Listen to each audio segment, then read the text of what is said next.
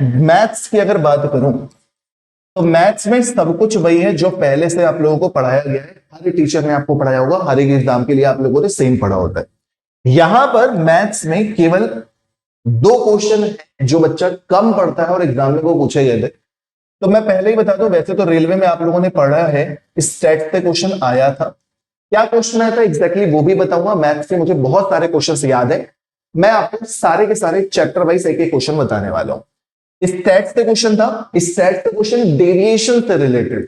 सबसे बड़ी बात यह थी कि डेविएशन से रिलेटेड क्वेश्चन पूछा गया था, बहुत शानदार क्वेश्चन पूछा गया था, वो भी मैं आपको समझाऊंगा। और कई बच्चे कोऑर्डिनेट ज्योमेट्री नहीं पढ़ के जाते, निर्देशांक ज्यामिति नहीं पढ़ के जाते हैं, तो मैं आपको बता दूं कि निर्देशांक ज्यामिति से भी क्वेश्चन, ठीक है, निर्देशांक ज्यामिति से भी आपका क्वेश्चन था। ज्योमेट्री से चलो वो तो आता ही आता है, उसमें कोई बहुत बड़ी बात नहीं है। ज्योमेट्री से क्वेश्चन था, क्वेश्चन क्या था ये भी मैं बताऊंगा, आप लोग बिल्कुल टेंशन ना लें। ट्रिग्नोमेट्री से क्वेश्चन नहीं था, हाइट एंड डिस्टेंस से क्वेश्चन था, अलजेब्रा से क्वेश्चन था, एडवांस की बात कर रहा हूं, अरिथमेटिक का एक एक क्वेश्चन बताऊंगा, ठीक है। तो सब चैप्टर से आपको क्वेश्चन मिले थे, कोई भी चैप्टर से क्वेश्चन ऐसा नहीं था कि नहीं मिला हो। हाँ, ये जरूर कहूंगा कि आपको डीआई से एक भी क्वेश्चन डीआई से, ठीक। तो एक बार मैं आप लोगों को थोड़ा कमेंट पे नजर डाल लूं, उसके बाद मैं आप लोगों को सारी चीजें बताने वाला हूं। अल्फा, हिटमैन, बॉबी सभी लोग मौजूद हैं, ठीक है। अब मेरी बात ध्यान से सुनना, मैथ्स में क्वेश्चन क्या क्या था, ठीक। सबसे पहले मैं अगर बात करूं नंबर सिस्टम की, नंबर सिस्टम से क्या क्वेश्चन पूछा गया, बहुत ही घुमाने वाला क्वेश्चन पूछा गया। अच्छे अच्छे बच्चे पढ़े हुए कंफ्यूज हो जा रहे थे कि आखिरकार इस क्वेश्चन में करना है क्या। मैं आपको क्वेश्चन का हल्का सा डेटा बताता हूं। क्वेश्चन कुछ इस टाइप से था, 34826P88 4 से विभाजित है। पूरा मैथ्स एनालिसिस कराऊंगा मैं, जिस बच्चे को देखना है वीडियो मैथ समझ लेना।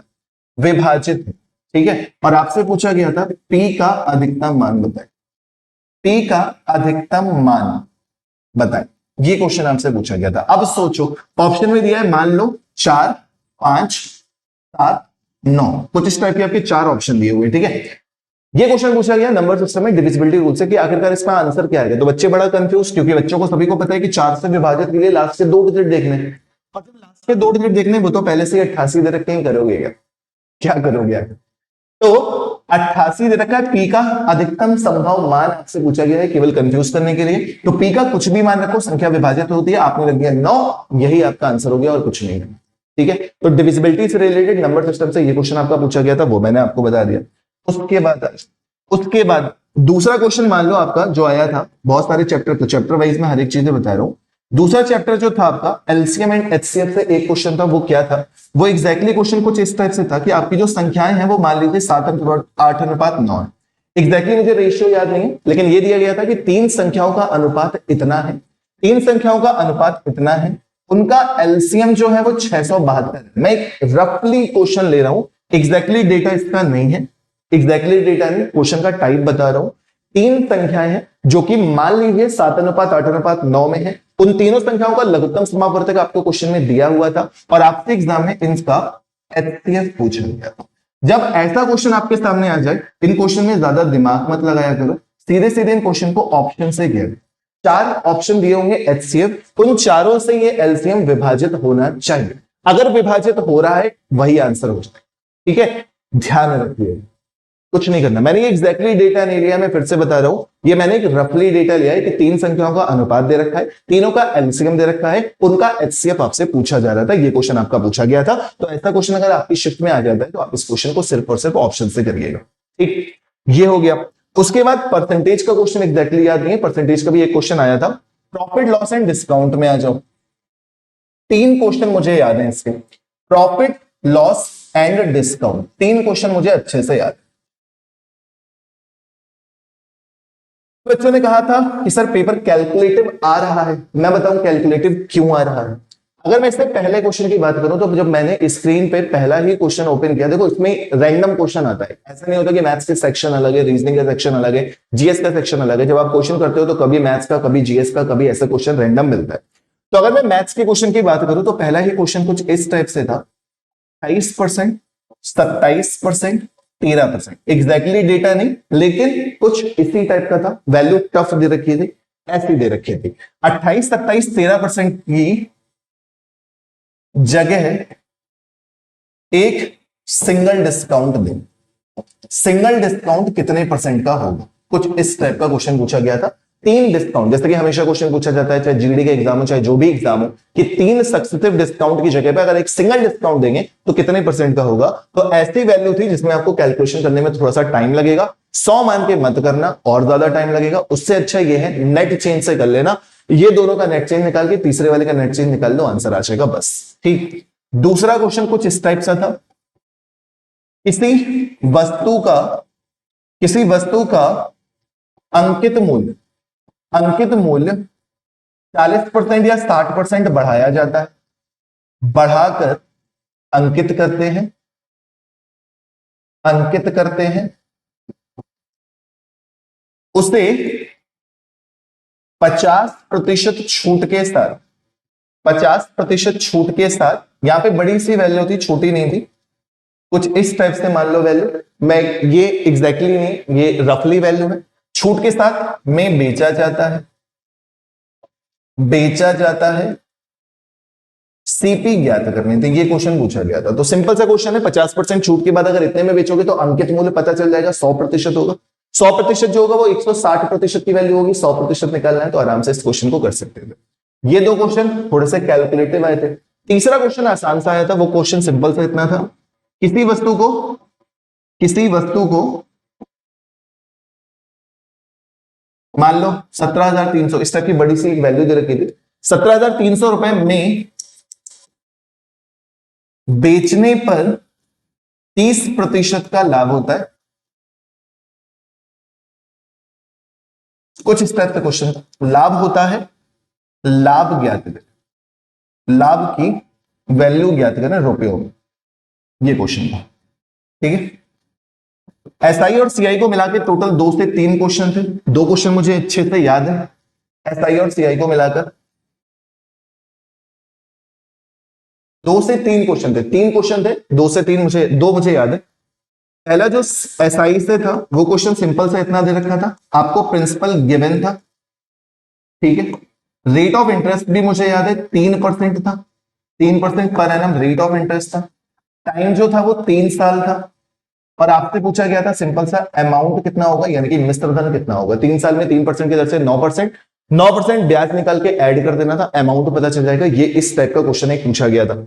दूसरा सीआई से जो था उसमें भी सेम प्रिंसिपल आपको गिवन था, रेट जो था वो 18% पर एनम था, समय जो था वो 1 साल था, लेकिन ब्याज जो कैलकुलेट करनी थी वो अर्धवार्षिक कैलकुलेट, ब्याज जो है वो अर्धवार्षिक कैलकुलेट करनी थी, और आपसे पूछा गया था अमाउंट, ये क्वेश्चन आपका पूछा गया था यहां से। ठीक है, एसआई और सीआई का क्वेश्चन हो गया। आप लोगों को भी कोई डाउट है तो आप मुझसे पूछ सकते हैं, रीजनिंग भी बताइएगा, हाँ थोड़ा बहुत रीजनिंग भी बता देंगे आराम से, कोई दिक्कत नहीं है। ठीक, ये 2 क्वेश्चन मुझे इस चैप्टर के याद है।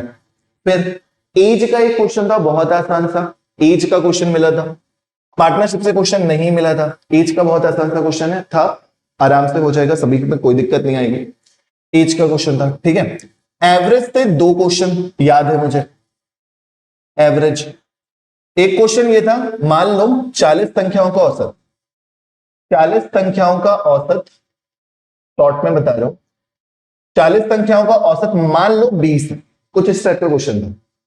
एक संख्या 10 की जगह 8 ली गई, 8 ली गई, एक संख्या 12 की जगह, मैं टाइप बता रहा हूं एग्जैक्टली डेटा नहीं, 12 की जगह 14 ली गई, सही औसत बताओ, सही औसत बताओ। ये क्वेश्चन एवरेज का एक मुझे याद है। दूसरा क्वेश्चन जो एवरेज का था वो और ज्यादा आसान था, 20 संख्याओं का औसत दिया है, 20 संख्याओं का औसत दिया था, मान लो 20 संख्याओं का औसत 40 है, पहली 8 संख्याओं का औसत दिया था, इस टाइप का क्वेश्चन था, औसत दिया है मान लो 20,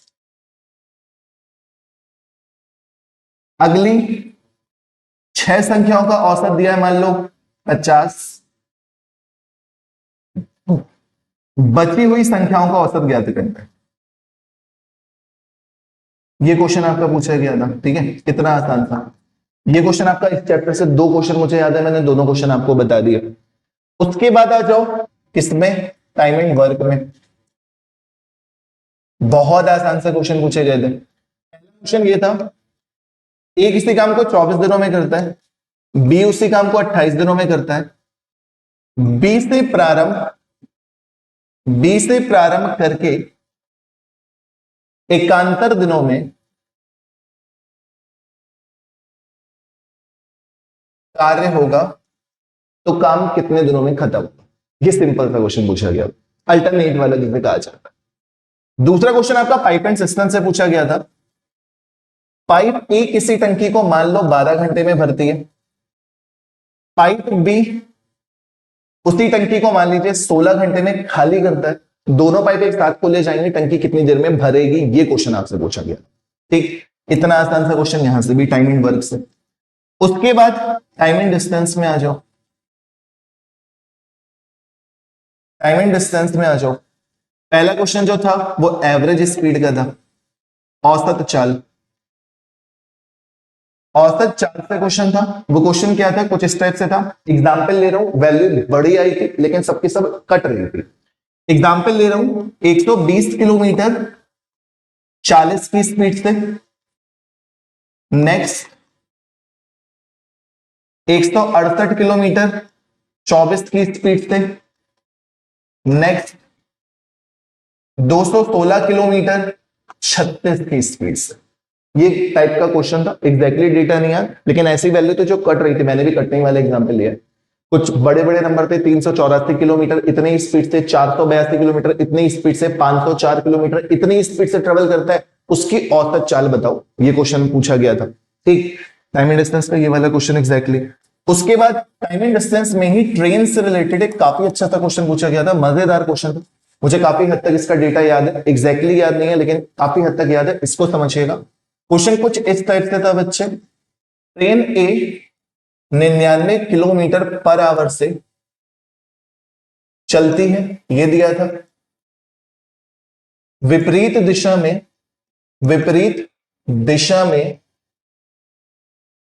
ट्रेन बी जो 72 किलोमीटर पर आवर की स्पीड से चलती है,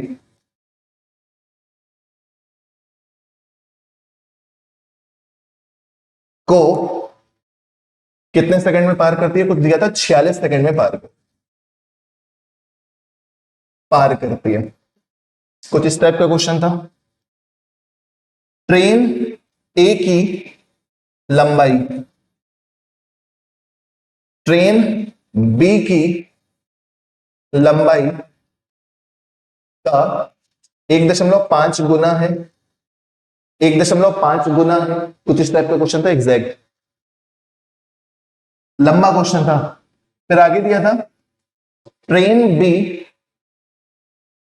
एक प्लेटफॉर्म था या ब्रिज था या टनल था, कुछ था, को मेरे ख्याल से कुछ सेकंड दिए थे, 23 दिया था या 26 सेकंड था, 26 सेकंड में पार करती है।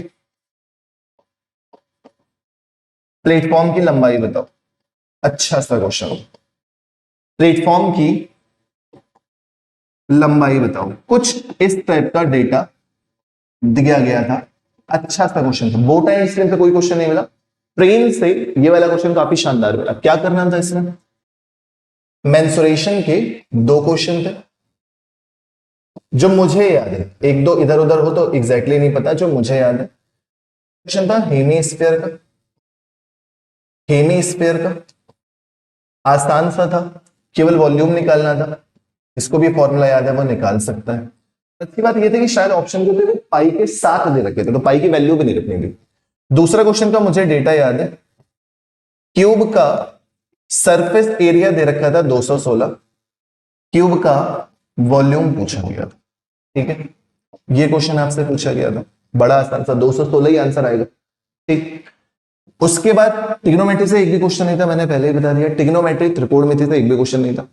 हाइट एंड डिस्टेंस से क्वेश्चन था। हाइट एंड डिस्टेंस का भी बहुत ही आसान सा क्वेश्चन था, बिना किसी मेहनत वाला, आराम से उसे आप सॉल्व कर सकते थे। वो क्वेश्चन ये था कि एक सीढ़ी दीवार पर रखी हुई है, 30 डिग्री का कोण बनाती है। एक सीढ़ी दीवार पर रखी हुई है और 30 डिग्री का कोण बनाती है। हाइट एंड डिस्टेंस, एक सीढ़ी दीवार पर रखी हुई है, 30 डिग्री का कोण बनाती है। सीढ़ी की लंबाई 8 सेंटीमीटर या 8 मीटर दे रखी है। दीवार की ऊंचाई ज्ञात करनी है, सभी को पता है ये कितनी हो जाएगी, 4। ये हाइट एंड डिस्टेंस का क्वेश्चन पूछा गया था। एक हाइट एंड डिस्टेंस के अलावा आपसे अलजेब्रा से भी क्वेश्चन आया था। अलजेब्रा से भी क्वेश्चन था। अलजेब्रा से क्वेश्चन क्या था? For example a plus B square बराबर, मान लो आपको कुछ दे रखा है, एग्जैक्टली नहीं पता कि 12 ही दे रखा है, लेकिन कुछ दे रखा है। a इंटू बी बराबर भी आपको कुछ दे रखा है, a इंटू बी बराबर भी आपको कुछ दे रखा है, एग्जैक्टली नहीं यार क्या दे रखा है। आपसे पूछा गया था बस a plus B, A minus B बराबर क्या, इस टाइप से था, या तो ए माइनस बी ऊपर था या तो ए प्लस बी ऊपर था। इस टाइप से क्वेश्चन आपसे पूछा गया था अलजेब्रा का।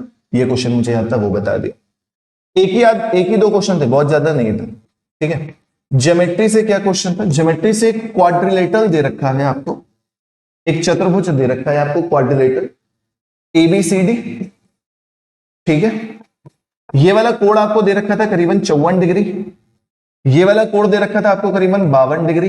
इस टाइप से कोण दे रखे थे। उसके बाद आपसे कह रहा था एंगल ए का बाइसेक्टर, एंगल बी का बाइसेक्टर बिंदु O पर मिलते हैं, आपको बताना है एंगल AOB कितना। ये क्वेश्चन आपसे ज्योमेट्री में पूछा गया। तो सिंपल सा होता है, ये दोनों एंगल पता, 360 में से इन दोनों का सम घटा दोगे तो ये दोनों का A प्लस बी का सम पता चल जाएगा। ए प्लस बी का सम पता चल जाएगा तो हाफ ऑफ एंगल है, हाफ ऑफ बी पता चल जाएगा। 180 में से हाफ ऑफ एंगल है, हाफ ऑफ बी घटा देंगे तो ये वाला कोण पता चल जाएगा। ये क्वेश्चन आपका ज्योमेट्री का। क्लियर? अब बात बची केवल 2 चैप्टर की, जो मैंने आपका कहा ये थोड़े से क्वेश्चन अजीब आए थे। एक तो आपका आ गया था कोऑर्डिनेट ज्योमेट्री से, आता है रेलवे में, कोई बहुत बड़ी बात नहीं है। कोऑर्डिनेट ज्योमेट्री यानी कि निर्देशांक ज्यामिति से क्वेश्चन आया था। वो भी क्वेश्चन क्या थे? आपको किसी त्रिभुज के वर्टेक्स दे रखे, फॉर एग्जाम्पल 2,3, 5,8, सी दे रखा है मान लो 6,7। एग्जैक्टली मुझे नहीं पता कि एग्जैक्टली डेटा क्या था, इतना याद नहीं है, लेकिन क्वेश्चन कुछ इस टाइप से था कि त्रिभुज ABC के निर्देशांक दे रखे, पता भी नहीं मुझे कि त्रिभुज बन रहा है इन पॉइंट से कि नहीं बन रहा, लेकिन एग्जाम में क्वेश्चन आया था इसका। तो उसके सेंट्रॉइड के निर्देशांक बता, ये क्वेश्चन आपसे आया। सेंट्रॉइड के निर्देशांक यानी कि केंद्रक के, तो सीधा सीधा करना क्या होता है, 1/3 x1 x2 x3, 1/3 y1 y2 y3 करके आप आराम से सेंट्रॉइड निकाल सकते हो। ठीक, ये हो गया। उसके बाद जो स्टैट्स से क्वेश्चन था, ये काफी अच्छा सा क्वेश्चन था। स्टैट्स से क्वेश्चन ये आया था कि 100 पदों का माध्य, ये क्वेश्चन याद कर लीजिएगा, माध्य तथा डेविएशन, माध्य तथा डेविएशन क्रमशः 50 तथा 3 है। 100 पदों के वर्गों का योग ज्ञात, ये क्वेश्चन अच्छा। ठीक, पूरे क्वेश्चन मैंने आपको बता दिए। मैथ्स के बहुत सारे क्वेश्चन मैंने तुम लोगों को बता दिए, जितने क्वेश्चन मुझे याद थे। देखें कितने बता डाले मैंने मैथ्स के, काफी हद तक क्वेश्चन मैंने बता दिए मैथ्स के, है ना। नंबर सिस्टम 2 के बाद 3 इसके, 2 3 5, 5 2 7, 7 1 8, 8 1 9, 9 के बाद 10 11 12 13। अच्छा वो वाला क्वेश्चन डिलीट हो गया यार, ट्रेन का जो मैंने बताया वो क्वेश्चन डिलीट हो गया। 12 13 वही हो गया, 14 15 16 17 18 19 20 क्वेश्चन याद थे। 20 क्वेश्चन आप लोगों को मैथ्स के मैंने बता दिया कि क्या आए थे। तो सेम पैटर्न आ रहा है, कुछ अलग से नहीं आ रहा है मैथ्स में। ये भी नहीं कह सकते कि बहुत ज्यादा कैलकुलेटिव आ रहा है, ये सब कहने की बात नहीं। एक ही 2 क्वेश्चन था जिसमें कैलकुलेटिव थे, बाकी मुझे नहीं लगता कि मैथ्स में और भी कहीं आपको दिक्कत होगी, आराम से आप कर लेंगे। रीजनिंग का भी मैंने पैटर्न आपको समझा दिया, ये सारी चीजें हो गई। ठीक है, तो बस जिनके भी एग्जाम बचे हुए हैं वो आराम से एग्जाम दो। उसके बाद हम बहुत जल्द, आज या 1-2 दिन के अंदर अंदर यूपीएसआई की क्लास स्टार्ट कर देंगे। और जैसे इसके आंसर की आएगी तो ग्रेजुएशन अंडर ग्रेजुएट लेवल वालों के लिए पूरा पेपर में सॉल्व करा दूंगा, तो मैथ्स में और ज्यादा आपको हेल्प मिल जाएगी। अगर ये एनालिसिस आपके काम का हो, अच्छा लगा हो, शेयर करना, लाइक करना, चैनल को सब्सक्राइब करना बाकी मिलते हैं हम लोग अपनी अपनी क्लासेस में। Thank you so much, bye bye, take care and जय।